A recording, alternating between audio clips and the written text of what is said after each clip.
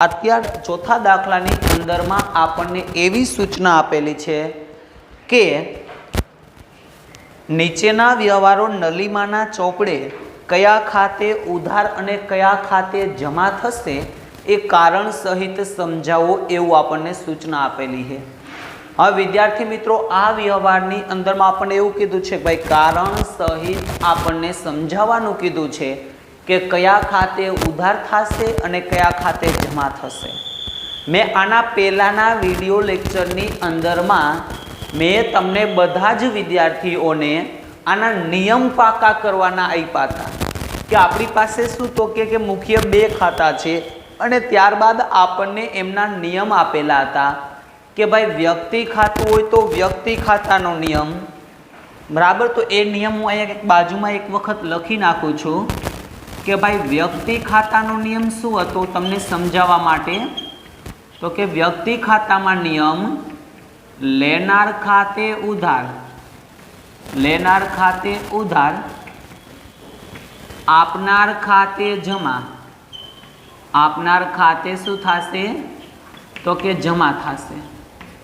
આવી જ રીતે આપણને માલ મિલકત ખાતા નિયમ આપેલો હતો।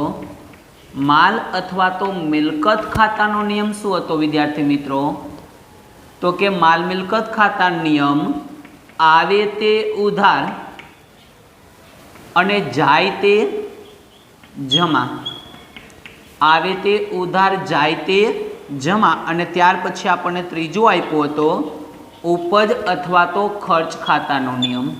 आपणे आ नियम आपेलो हतो खर्च अथवा नुकसान उधार करो खर्च अथवा नुकसान उधार करवानुं कीधुं छे आपणे अने आवक अथवा उपज जमा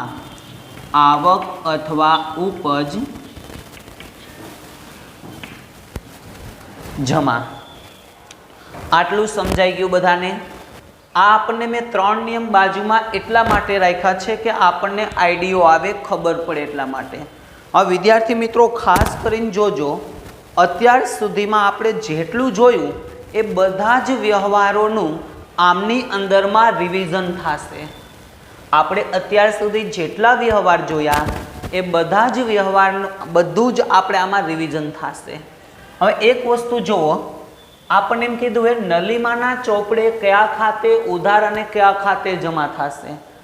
વિદ્યાર્થી મિત્રો આપણે जेना चोपड़े एकाउंट लखता होय एटले के जेना चोपड़े आपणे हिसाबो लखता होय ए आपणे बनी जवानुं।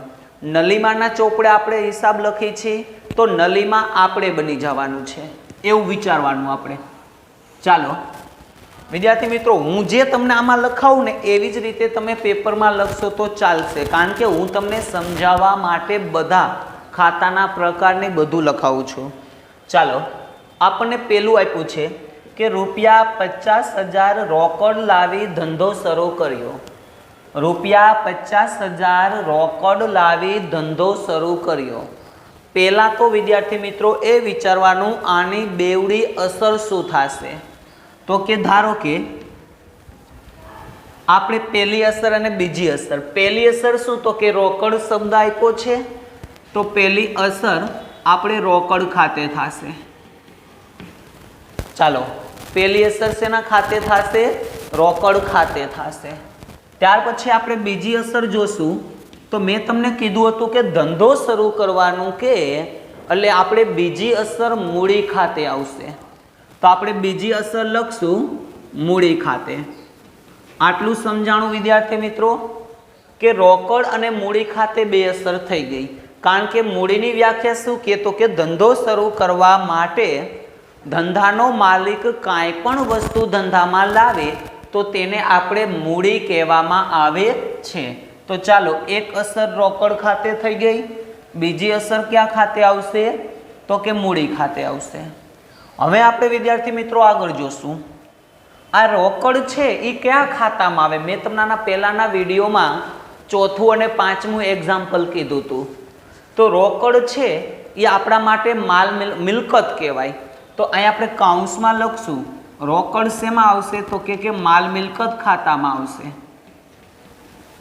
ચાલો, મૂડી કયા ખાતામાં આવશે? તો કે મૂડી છે એ વ્યક્તિ ખાતામાં આવે. આપણી પાસે 3 ખાતા છે ને, આ ત્રણેયની અંદરમાં આપણે આવી રીતે જોતા જશું. મૂડી આપણે શેમાં આવશે? વ્યક્તિ ખાતાની અંદરમાં આવશે. હવે વિદ્યાર્થી મિત્રો, આ રોકડ ખાતે માલ મિલકત ખાતામાં આવે તો વિચારવાનું આ રોકડને કોનો નિયમ લાગુ પડશે? તો કે માલ મિલકત ખાતાનો નિયમ લાગુ પડશે. માલ મિલકત ખાતાનો નિયમ શું કે? આવે તે ઉધાર, જાય તે જમા. તો વિચાર કરો, જઈ ₹50,000 રોકડ લાવી ધંધો શરૂ કરશું તો આપણે ધંધાની અંદરમાં રોકડ આવશે કે જાશે? તો કે રોકડ આવશે. આપણે ધંધાને ધ્યાનમાં લેવાનો છે તો આપણે શું આવશે? રોકડ ખાતે ઉધાર. ત્યાર પછી આપણે જોશું વિદ્યાર્થી મિત્રો મૂડી. તો વ્યક્તિ, તો નલીમાં છે એ ધંધાને મૂડી આપનાર થશે. તો આપણે શું આવે? આપનાર ખાતે જમા આવશે. ચાલો, પહેલા વ્યવહારની એન્ટ્રી ઓકે. આવી જ રીતે આપણે બીજો વ્યવહાર જોઈએ. ₹10,000ની જસલીન પાસેથી લોન લીધી. ₹10,000ની જસલીન પાસેથી લોન લીધી. તો આપણે વિચારવામાં આમાં એન્ટ્રી કઈ રીતે આવશે એ જોશું. પહેલાં બેવડી અસર. તો વિદ્યાર્થી મિત્રો, આપણે જસલીન પાસેથી લોન લીધી તો ધંધાની અંદરમાં રોકડ આવશે. તો પહેલી અસર આપણે રોકડ ખાતે આવી જશે. પહેલી અસર શેના ખાતે આવશે? રોકડ ખાતે આવશે. હવે બીજી અસર આપણે આ રોકડ શેની આવી? તો કે ભાઈ જસલીન પાસેથી લોન લીધી તેના. તો આપણે લખી નાખવાનું જસલીનની લોન ખાતે. ચાલો, ઓકે. આટલું રોકડ છે. તો વિદ્યાર્થી મિત્રો, રોકડને કોનો નિયમ લાગુ પડશે? તો કે રોકડને માલ મિલકત ખાતાનો નિયમ લાગુ પડશે. માલ મિલકત ખાતાનો નિયમ આ શેમાં આવશે? તો કે માલ મિલકત ખાતામાં આવશે. ત્યાર પછી જસલીન વ્યક્તિ આવ્યા તો આપણે વ્યક્તિમાં આવશે. ચાલો, આ હું જે કાઉન્સ લખાવું છું ને વિદ્યાર્થી મિત્રો, એટલા માટે લખાવું છું કે તમને ખબર પડે કે રોકડ ખાતું આપ્યું છે તો રોકડ ખાતાને કોનો નિયમ લાગુ પડે. એટલા માટે હું તમને કાઉન્સ લખાવું છું. તો કે રોકડ ખાતે માલ મિલકત ખાતાનો નિયમ લાગુ પડશે. તો જસલીન પાસેથી આપણે લોન લીધી તો આપણી પાસે રોકડ આવશે કે જાશે? તો કે આપણી પાસે રોકડ આવશે. આવે તો ઉધાર. જસલીનને વ્યક્તિ ખાતાનો નિયમ લાગુ પડશે.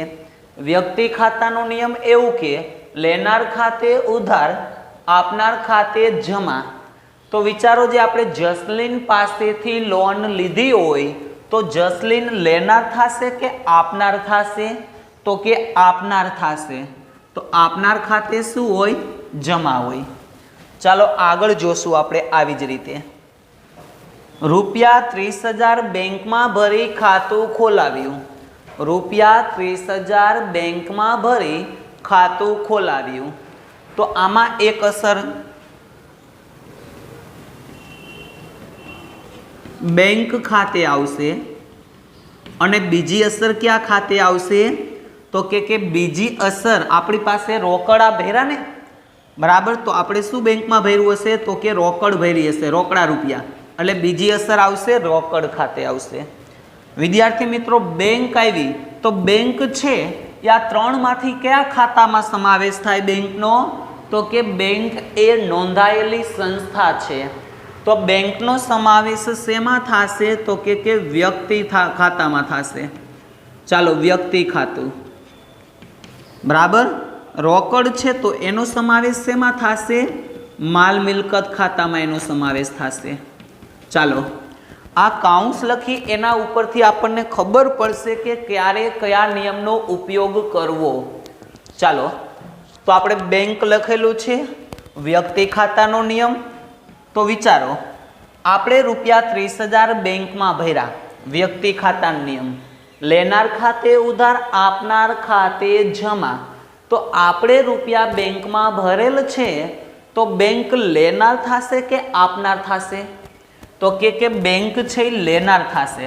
તો લેનાર ખાતે શું કરવાનું? ઉધાર કરવાનું. ત્યારબાદ આપણને આપેલું છે રોકડ ખાતે. તો વિચારવાનું, રોકડ છે અને કોનો નિયમ લાગુ પડશે? માલ મિલકત ખાતાનો નિયમ લાગુ પડશે.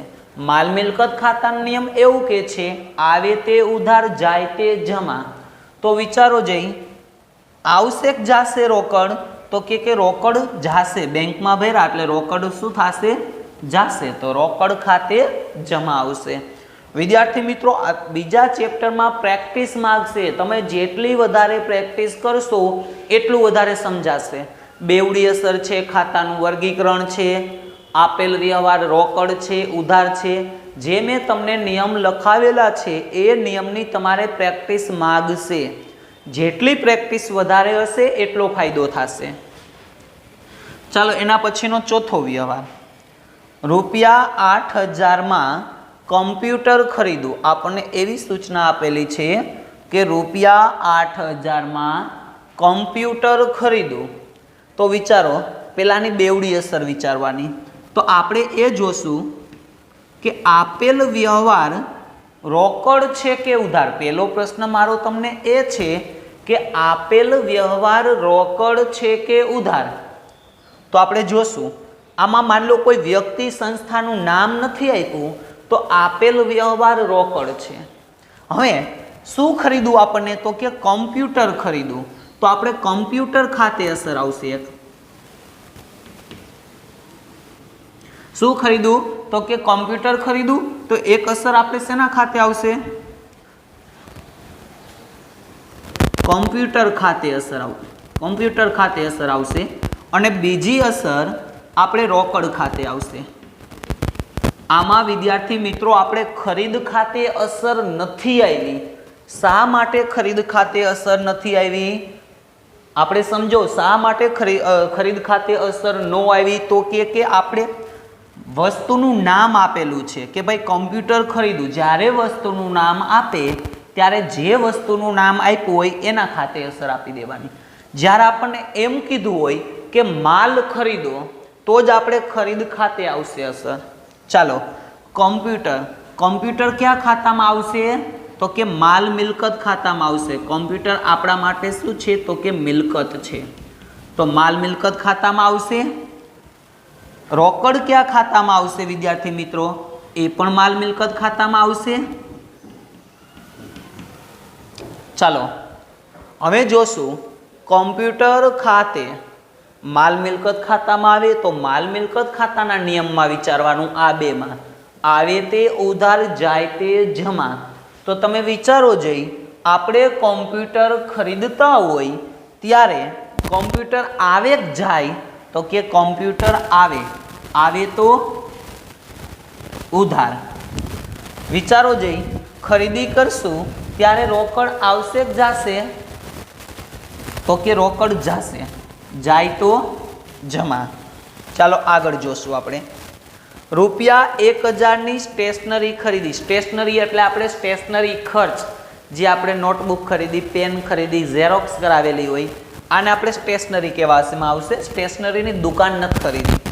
તો આમાં આપણે જોઈએ એ રૂપિયા 1,000ની સ્ટેશનરી ખરીદી. તો એક અસર આવશે સ્ટેશનરી ખર્ચ ખાતે.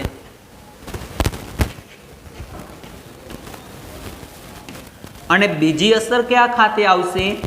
તો કે બીજી અસર આપણે આવશે રોકડ ખાતે. ચાલો, સ્ટેશનરી આપણે શેમાં આવશે? ઉપજ ખર્ચ ખાતામાં આવશે. રોકડ આપણે શેમાં આવશે? તો કે માલ મિલકત ખાતામાં નિયમ આવશે. ચાલો, સ્ટેશનરી છે એ આપણા માટે ખર્ચ છે કે ઉપજ છે? તો કે ઉપજ ખર્ચ ખાતા નિયમ લાગુ પડે. ખર્ચ કે નુકસાન ઉધાર કરો. તો સ્ટેશનરી આપણા માટે ખર્ચ છે તો આપણે ખર્ચ ઉધાર કરશું. આવક અથવા ઉપજ જમા કરો તો રોકડ ખાતે માલ મિલકત ખાતાનો નિયમ. આવે જાય તો કે રોકડ જાશે. જાય તો જમા કરી દેવાના। ચાલો આવી જ રીતે આપણે આગળ વધશું। રૂપિયા 6000ની ખરીદી કરી, રૂપિયા 6000ની ખરીદી કરી, કઈ વસ્તુની ખરીદી કરી એવું કંઈ આપેલું છે આપણને? તો કે નથી આપ્યું। કઈ વસ્તુની ખરીદી કરી એ આપણને કાંઈ આપેલ નથી। તો આપણને જ્યારે કઈ વસ્તુની ખરીદી કરી એવું ના આપ્યું હોય ત્યારે શું આવે? તો ત્યારે આપણે શું આપશું? એક અસર ખરીદ ખાતે। નામ આપ્યું હોય તો જ એ નામ આવે, અને બીજી અસર નામ નથી આપ્યું એટલે રોકડ વ્યવહાર થયો, રોકડ ખાતે। ખરીદ શેમાં આવશે? તો કે માલ મિલકત ખાતામાં આવશે। રોકડ શેમાં આવશે? તો એ પણ આપણે આવશે માલ મિલકત ખાતાની અંદરમાં। ખરીદી કરશું એટલે માલ આવશે જ જાશે, આવે તો ઉધાર, અને રોકડ જાય તો જમા। સાતમો વ્યવહાર વિદ્યાર્થી મિત્રો, આપણને એવું કીધું છે સાતમા વ્યવહારની અંદરમાં રૂપિયા 50,000 રૂપિયા 30,000ની રમણ પાસેથી ખરીદી કરી, રૂપિયા 30,000ની રમણ પાસેથી ખરીદી કરી। સમજો, પેલા બેવડી અસર વિચારવાની વિદ્યાર્થી મિત્રો। જ્યારે બેવડી અસર હોય ત્યારે આપણે પહેલેથી જોવાનું, આપણે પહેલેથી જોશું કે આપણે એની અંદરમાં શું આવે। બેવડી અસરની અંદરમાં તો પેલું વાત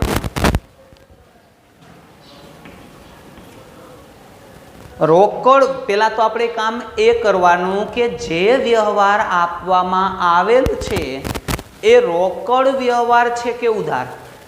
પેલું કામ શું નક્કી કરવાનું? આપેલ વ્યવહાર રોકડ છે કે ઉધાર એ નક્કી કરવાનું।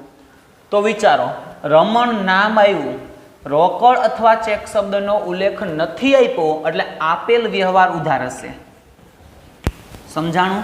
આપેલ વ્યવહાર શું હશે? ઉધાર હશે। ઉધાર વ્યવહાર હોય એટલે એક અસર રમણ ખાતે થાય અને બીજી અસર આપણે ગોતવાની આમાં। તો રમણ પાસેથી ખરીદી કરેલી છે, શું ખરીદ્યું એવું નામ આપ્યું નથી એટલે એક અસર ખરીદ ખાતે અને બીજી અસર શું આવશે? રમણ ખાતે આવશે।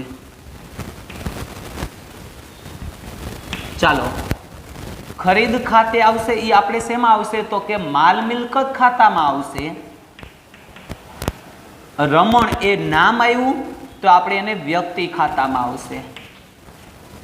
ચાલો હવે જોશું, આપણે ખરીદી કરશું તો ખરીદ ખાતાને આપણે માલ મિલકત ખાતાનો નિયમ લાગુ પડશે। આપણે માલની ખરીદી કરશું તો માલ આવે તે જાય તો કે આવે તો શું કરવાનું? ઉધાર કરવાનું। અહીંયા જોશું આપણે રમણ ખાતે વ્યક્તિ ખાતાનો નિયમ લાગુ પડે। વ્યક્તિ ખાતાનો નિયમ આપણને શું કહે છે વિદ્યાર્થી મિત્રો? લેનાર ખાતે ઉધાર, આપનાર ખાતે જમા। તો રમણ પાસેથી ખરીદી કરેલી છે તો રમણ લેનાર થશે કે આપનાર થશે? તો કે આપનાર થશે। આપનાર થાય તો આપણે શું કહી દેવાનું? જમા કહી દેવાનું। ચાલો એના પછી આઠમો વ્યવહાર જોશું આપણે। આઠમા વ્યવહારમાં શું આપેલું?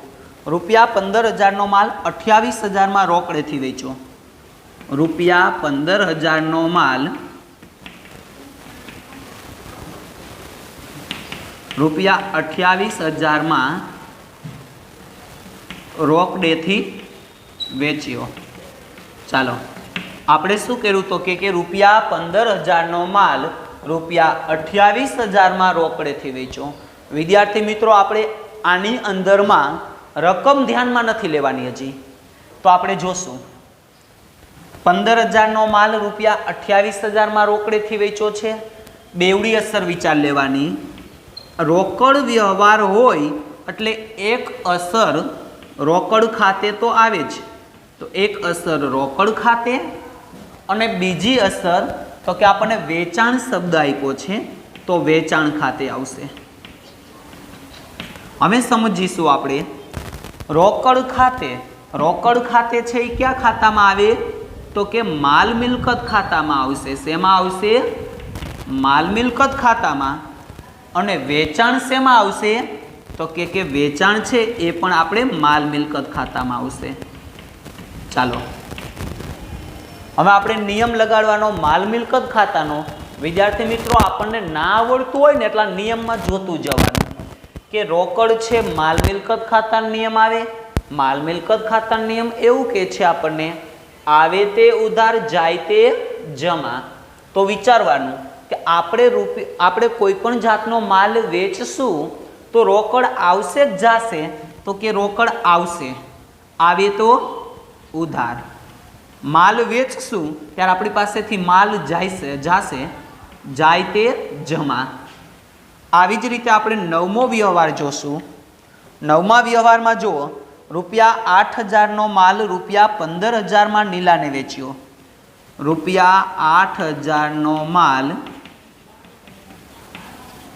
₹15,000માં નીલાને વેચ્યો। સમજો આપણે પહેલા બેવડી અસર નક્કી કરવાની છે।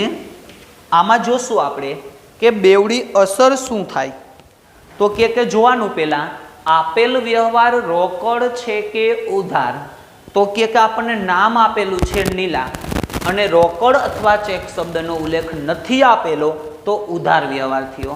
હવે મેં એક નિયમ લખાવ્યો છે તમને કે જ્યારે ઉધાર વ્યવહાર હોય ત્યારે એક અસર નામ ખાતે થાય તો આપણે એક અસર નીલા ખાતે આવશે અને બીજી એક અસર ક્યાં ખાતે આવશે? વેચાણ ખાતે આવશે। ચાલો નીલા છે એને કોનો નિયમ લાગુ પડશે? વ્યક્તિ ખાતાનો નિયમ લાગુ પડશે। વ્યક્તિ ખાતાનો નિયમ લાગુ પડશે ને।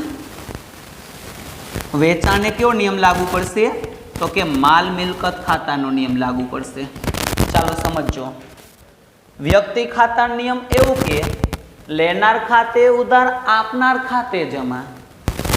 તો ₹8,000નો માલ ₹15,000માં નીલાને વેચો તો વિચાર કરી લ્યો જઈ કે નીલા લેનાર થશે કે આપનાર થશે તો કે આપણે નીલાને માલ વેચ્યો છે તો નીલા શું થશે? લેનાર થશે તો લેનાર ખાતે ઉધાર। વેચાણ માલ મિલકત ખાતાનો નિયમ આપણે માલ વેચશું ત્યારે માલ જશે એટલે આપણે શું આવશે? વેચાણ ખાતે જમા આવશે। વિદ્યાર્થી મિત્રો જનરલી તમારે શું કરવાનું? જમા પહેલા વેલી જે એન્ટ્રી મૂકો ને ઉધાર એન્ટ્રી મૂકવાની, એના પછી જે એન્ટ્રી મૂકો ને જમા એન્ટ્રી મૂકવાની જનરલી।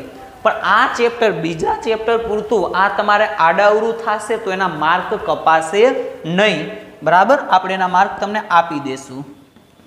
10મો વ્યવહાર ₹2,000નો માલ ₹2,000નો માલ રમણને પરત કર્યો। આપણને વ્યવહાર આવી રીતે આપ્યો છે કે ₹2,000નો માલ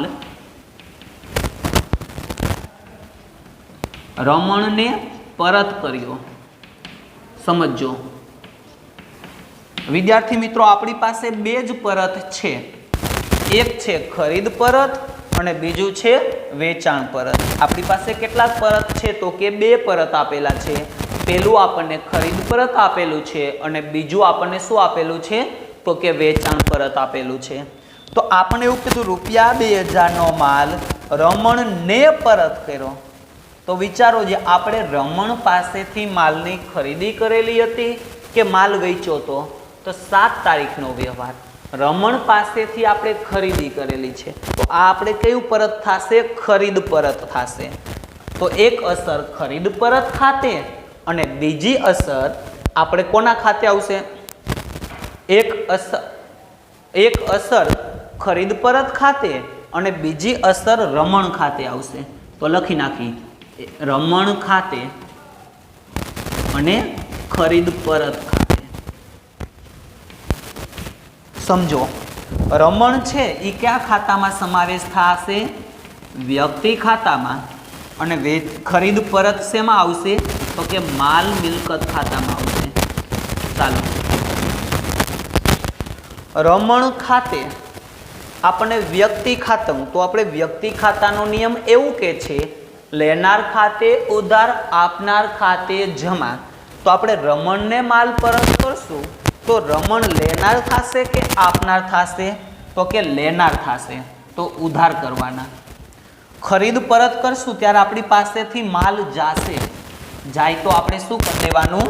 આપણે એને જમા કરી દેવાના. સમજાણું વિદ્યાર્થી મિત્રો? આટલું.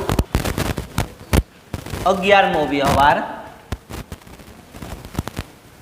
₹1500 નો માલ નીલા એ પરત કર્યો. ₹1500 નો માલ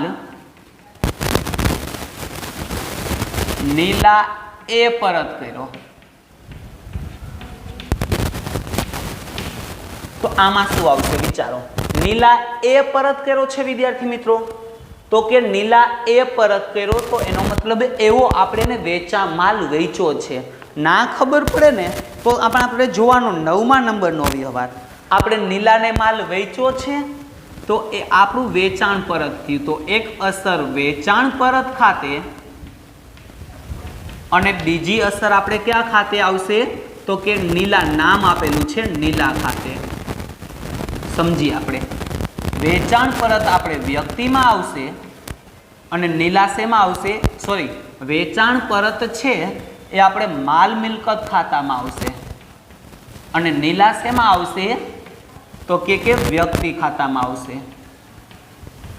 ચાલો, વેચાણ પરત છે તો આપણી પાસે વેચાણ પરતમાં વેચેલો માલ પાછો આવે તો ઉધાર. અને નીલા વ્યક્તિ ખાતાનો નિયમ છે. નીલા એ આપણને માલ પરત કર્યો છે તો નીલા આપનાર થશે, આપનાર ખાતે શું આવશે? જમા આવશે. આવી જ રીતે આપણે 12મો વ્યવહાર જોશું. ₹500 લારી ભાડાના ચૂકવ્યા. ₹500 લારી ભાડાના ચૂકવ્યા. સમજો, પહેલી અસર, બીજી અસર. ચૂકવ્યા શબ્દ આવ્યો એટલે આપણે રોકડ વ્યવહાર થયો. રોકડ વ્યવહાર આપેલો હોય ત્યારે એક અસર રોકડ ખાતે થશે. બીજી અસર તો કે શેના ચૂકવા? લારી ભાડાના ચૂકવા. તો આપણે આવશે લારી ભાડા ખાતે એક અસર રોકડ ખાતે આવશે. સમજાણું તમને? ચાલો, લારી ભાડા ખાતે આ લારી ભાડું છે એ આપણને શું છે? તો કે ખર્ચ આપેલો છે. ખર્ચ આપ્યો તો એ ક્યાં ખાતામાં આવે? ઉપજ ખર્ચ ખાતામાં આવે. અને ત્યાર પછી રોકડ આપણે ક્યાં ખાતામાં આવે? તો કે માલ મિલકત ખાતાની અંદરમાં આવશે. હવે સમજીએ વિદ્યાર્થી મિત્રો, ઉપજ ખર્ચ ખાતાનો નિયમ એવું કે જો આપણને ખર્ચ અને નુકસાન હોય તો ઉધાર કરવાનું. તો લારી ભાડું છે એ આપણને ખર્ચ થશે. ખર્ચ થશે તો શું કરશું? એને ઉધાર. અને રોકડ આપણી પાસેથી જાશે, રોકડા ચૂકવા છે એટલે રોકડ ખાતે આવશે જમા. 13મો વ્યવહાર. ₹200 નો માલ આગથી નાશ પામ્યો. ₹200 નો માલ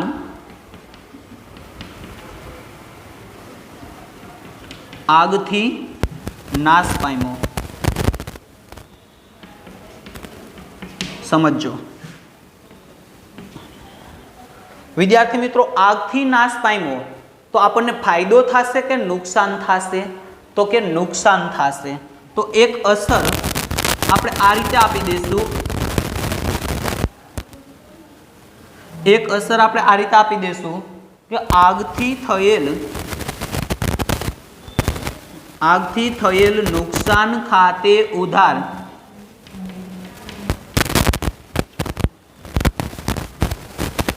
આગથી થયેલ નુકસાન ખાતે એક અસર આવશે અને બીજી એક અસર આવશે વિદ્યાર્થી મિત્રો, અન્ય રીતે આપણી પાસેથી માલ જાય તો આપણે શું આપવાનું? ખરીદ ખાતે જમા આપવાનું. અન્ય રીતે તો અન્ય કેટલી રીતે માલ જઈ શકશે? તો કે આગમાં બળી ગયેલ માલ હોય, અંગત વપરાશથી ગયેલ માલ હોય, નમૂનામાં કોઈને માલ આપ્યો હોય, જાહેરાતમાં કોઈને માલ આપ્યો હોય. આવી રીતે અન્ય રીતે માલ જાય તો આપણે ખરીદ ખાતે જમા આપી દેવાનું. ચાલો, આગથી થયેલ નુકસાન છે એ આપણે ઉપજ ખર્ચ ખાતામાં આવશે. તો ઉપજ ખર્ચ ખાતામાં આપણે ખર્ચ કહેવાય તો અહીંયા ઉધાર આવશે અને ખરીદ ખાતે જમા આવશે, કારણ કે અન્ય રીતે આપણી પાસેથી માલ જાય છે. ચાલો 14મો વ્યવહાર. ₹5000 કમિશનના મળ્યા. ₹5000 કમિશનના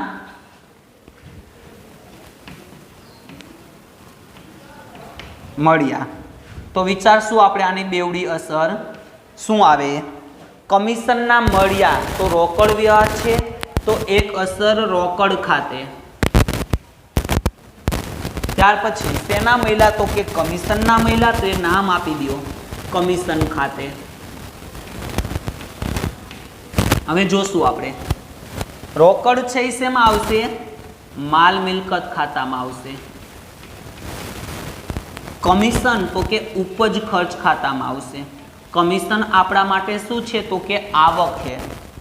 ચાલો રોકડ ખાતામાં આવશે. કમિશનના મળ્યા તો રોકડ આવે તે ઉધાર. કમિશનના મળ્યા તો કમિશનને કયો નિયમ લાગુ પડશે, ઉપજ ખર્ચ ખાતાનો.